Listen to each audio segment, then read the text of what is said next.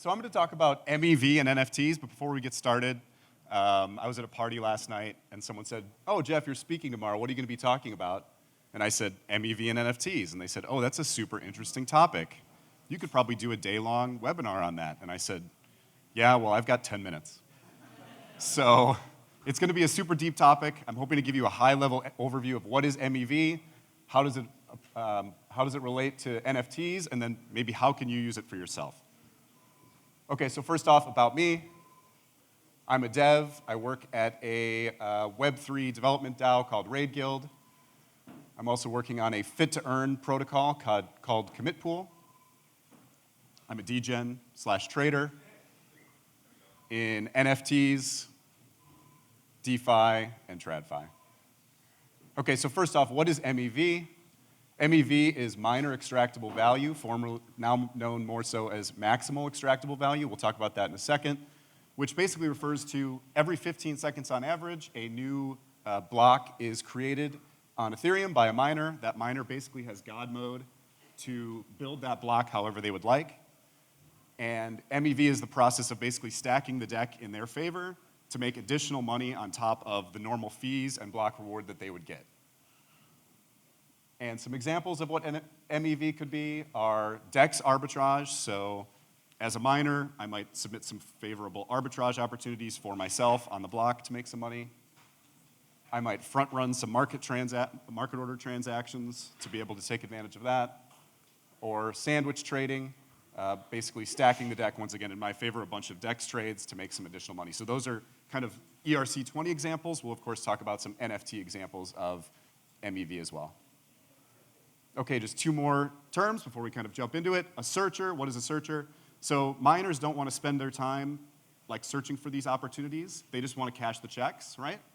So searchers are actual individuals that go out and find these arbitrage opportunities and then submit them to the miners with a little bit of a bribe on top to get the miners to stack them into the block for them. We'll talk about that a little bit. And then Flashbots. Flashbots is the network that allows the searchers to submit their transactions to the miners. So the question is, okay, so I find a great opportunity. I want to get it into the next block.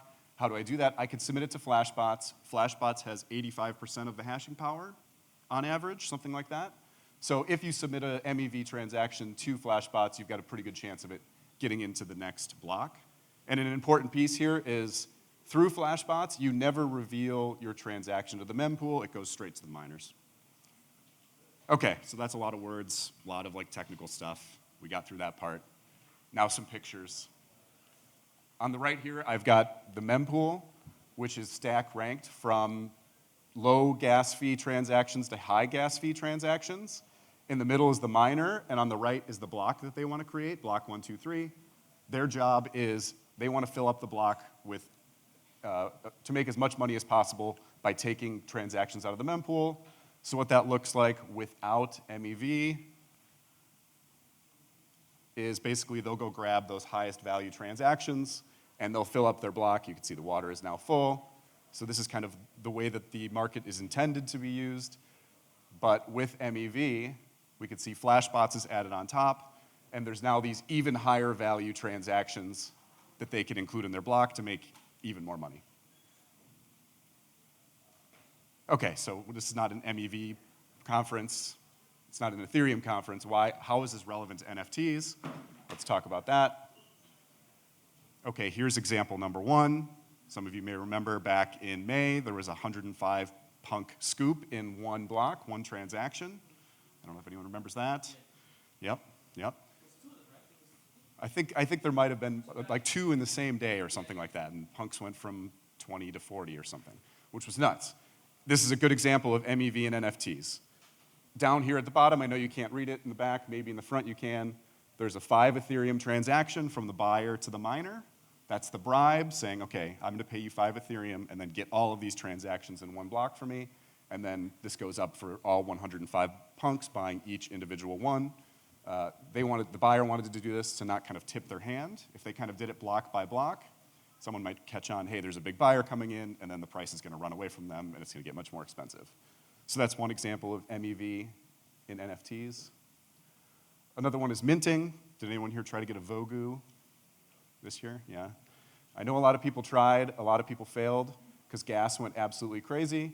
Here's an example of a transaction where the buyer attempted to pay 1,200 gwei in gas to mint a Vogu because they wanted one pretty bad, but that wasn't enough. So basically what happens in that situation is your transaction gets stuck in the mempool, you wait and you wait and you wait and you hope it gets filled, but in this case what happened was the Vogus sold out. Eventually gas came back down, so this transaction got filled, but all the Vogus were sold out. So this individual paid almost $5,000 for gas, but they didn't receive a Vogu. So what does this have to do with MEV?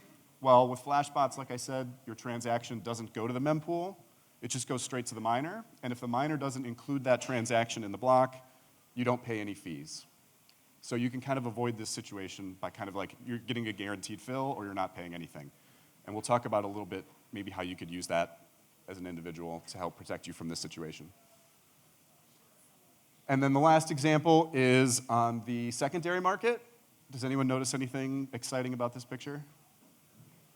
These are the recently listed Bored Apes, and we can see there's one listed for 2 Ethereum, which this is the situation where your hands get sweaty and your heart starts beating really fast, and you click as fast as you can, and you open up MetaMask, and you hit high gas, and then you submit it through, and then your transaction always fails, probably. And the reason for that is probably MEV and Flashbots.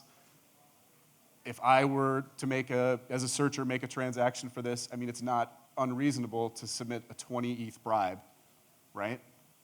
You're paying 22 ETH total for a Bored Ape, which has a floor of, it looks like 46.5. So you have no chance with your 100 gwei gas fee to get filled on this because that's kind of, in most cases, what's happening behind the scenes. Same thing with the Punk sniping bot, if anyone's familiar with that. They're doing the same type of thing.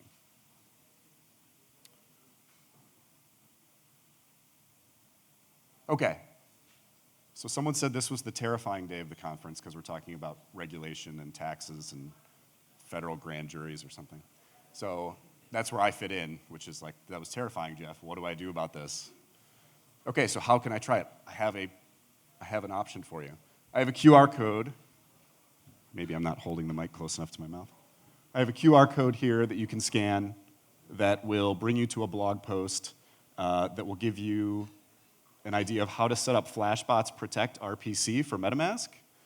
And basically what that allows you to do is submit your transactions directly to Flashbots versus sending it to the mempool. So that's going to give you some of those benefits that we talked about for those kind of 3 NFT examples, as well as, importantly, helping protect you against getting front run and some of those different things in DeFi transactions. I'm not the author of the blog post. I just thought it was a helpful piece to include, DYOR, use at your own risk, all of that, but yeah, that's it. I'm gonna keep it short, and if you have any questions, feel free to find me around the conference or shoot me a DM on Twitter @JKrantz. Thank you.